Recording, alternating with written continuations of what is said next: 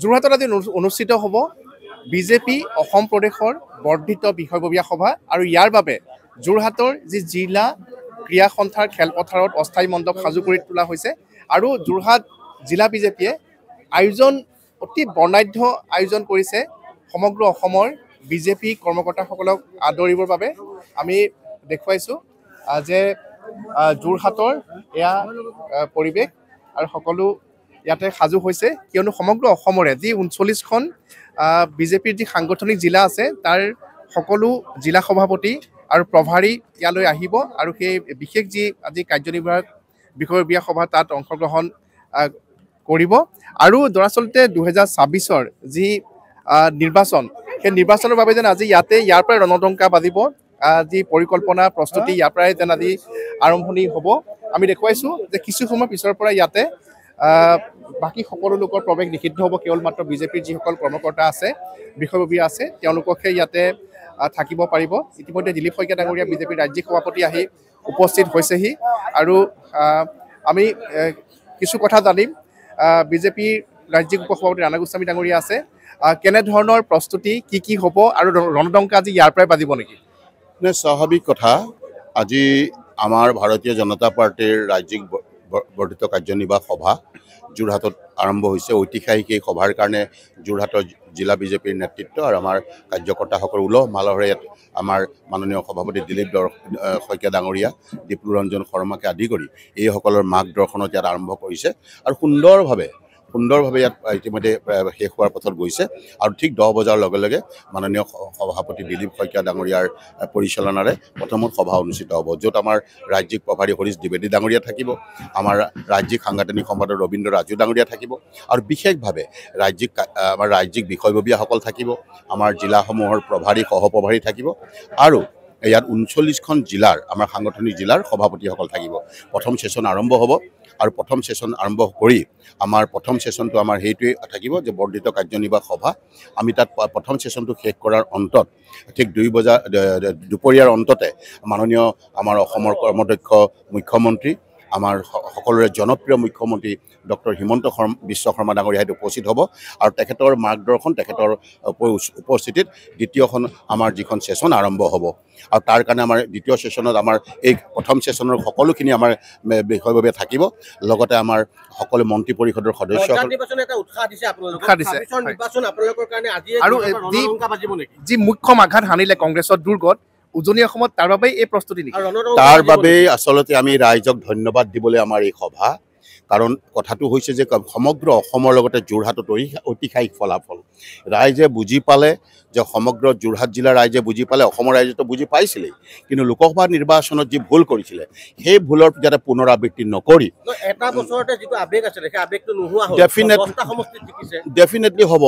কাৰণ জনপ্ৰতিনিধি বুলি ক'লে ৰাইজে দুখে সুখে বিপদে আপদে ৰাইজক বিচাৰে, কিন্তু জনপ্ৰতিনিধিসকলক যেতিয়া বিচাৰি নাপায়, ইয়াৰ পৰা লোকসভাৰ পৰা যিজন জিকিলে তেওঁক যেতিয়া বিচাৰি নাপায়, মানুহে তেখেতৰ কিবা এটা কাগজত যদি হস্পিটেলত থাকে, মেডিকেলত থাকে, তেখেতৰ ৰিকমেণ্ডেশ্যন এটা বিচাৰিলে নাপায়, মানুহ স্বাভাৱিকতে যোৰহাটৰ জেগা জিলা, ইয়াততো মানুহ সচেতন নাগৰিক। গৌৰৱ গগৈৰ কথা কৈছে, সাংসদ গৌৰৱ গগৈ ঠিকনা আজি MP এজনক হওক, ছাত্ৰ ছাত্ৰীকো চহীটো লাগে, ৰিকমেণ্ডেশ্যন লাগে, MP বা বিধায়কজনক ঠাউকতে পাব লাগে, ৰাজহুৱা ছাত্ৰ ছাত্ৰীয়ে হওক বা ছাত্ৰ ছাত্ৰী ক্ষেত্ৰতে হওক। গৌৰৱ গগৈ প্ৰকৃততে আপুনি জানেনে যে ঠিকনা ক'ত?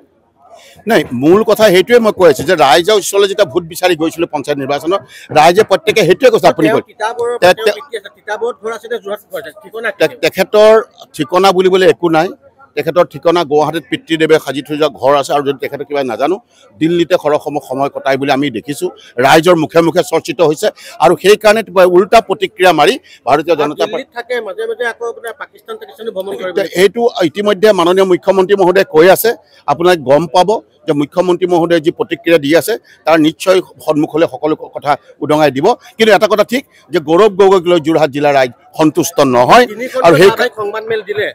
ধন্যবাদ জনাইছোঁ আৰু আমি কিছু আৰু দৃশ্য দেখুৱাম যে এই সভাৰ বাবে যোৰহাট জিলা বিজেপিয়ে কেনেধৰণে বৰ্ণাঢ্য আয়োজন কৰিছে আৰু ইয়াতে আমি যি ভোজনালয়, আমি সেয়া কিছু তাৰ দৃশ্য দেখুৱাবলৈ বিচাৰিছোঁ যে যিহেতু সমগ্ৰ অসম প্ৰদেশৰ বিজেপিৰ যিসকল বিষয়ববীয়া সেই বিষয়ববীয়াসকল ইয়ালৈ আহিব। বৰ্তমান পুৱাৰ যি জলপানৰ ব্যৱস্থা ইয়াতে চলি আছে আমি দেখুৱাইছোঁ। সম্পূৰ্ণ অসমীয়া পৰম্পৰাগত যি খাদ্যৰে আপ্যায়ন কৰা হৈছে যিসকল বিজেপিৰ বিষয়ববীয়া কৰ্মকৰ্তা আহিছে তেওঁলোক সকলোকে, আৰু আমি দেখুৱাইছোঁ।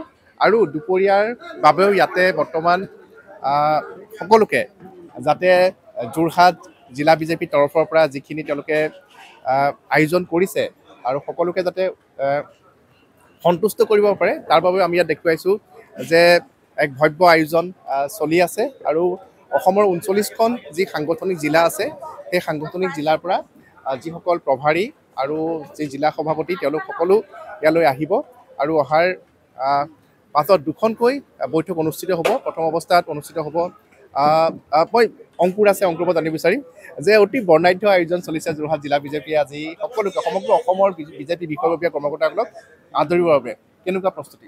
খুব সুন্দৰ প্ৰস্তুতি হৈছে দেখিছে। বিশেষভাৱে সমগ্ৰ অসমৰ পৰা ভাৰতীয় জনতা পাৰ্টীৰ কাৰ্যকৰ্তাসকল ইয়াত আহি উপস্থিত হৈছে আৰু বিশেষভাৱে যোৰহাটৰ ভাৰতীয় জনতা পাৰ্টীৰ প্ৰত্যেকজন কৰ্মী বা কাৰ্যকৰ্তা যথেষ্টখিনি উৎসাহিত হৈছে।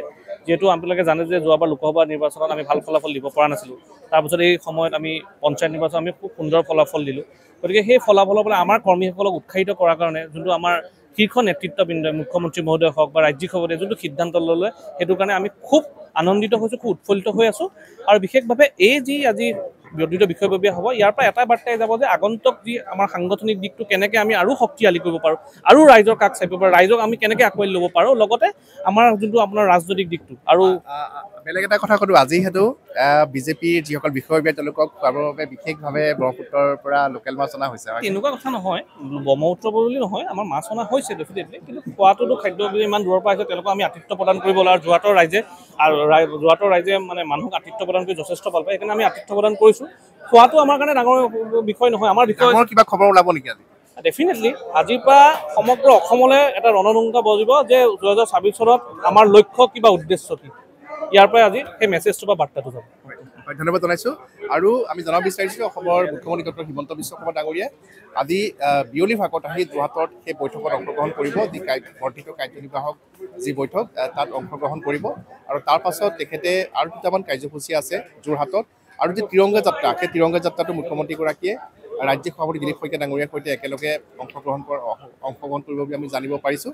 আৰু এই বৰ্ধিত যি কাৰ্যনিৰ্বাহক সভা ইয়াত আজি কি ধৰণৰ সিদ্ধান্ত হ'ল বা কি আলোচনা হ'ল সকলোখিনি আমি নিউজ 18 অসম নৰ্থ ইষ্টৰ দৰ্শকসকলক জনাই যাম। আপোনালোকে চাই থাকিব কেৱল নিউজ 18 অসম নৰ্থ ইষ্ট। আপুনি বিচৰা বাতৰি পাব কেৱল নিউজ 18 এপত। নিউজ 18 এপ ডাউনলোড কৰিবলৈ স্কেন কৰক এই QR কোড। গুগল প্লে ষ্টৰতো পাব এই নিউজ 18 এপ।